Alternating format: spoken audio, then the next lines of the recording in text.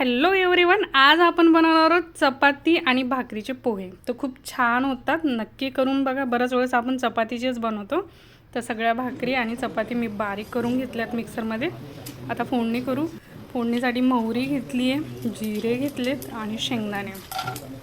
कांदा घ्यायचा आहे उभा चिरून, कांदा थोडा जास्त टाकायचा आहे. कढीपत्ता घेऊयात आणि हिरव्या मिरच्या घ्यायच्यात. छानपैकी तळून घ्यायचं आहे कांदा, मिरची, सर्व मसाले.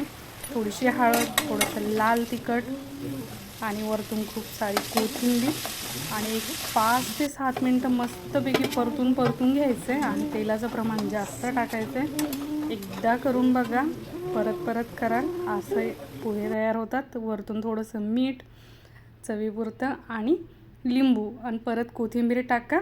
रेसिपी जर आवडली तर लाईक करा, शेअर करा आणि इंस्टावर फॉलो पण करा.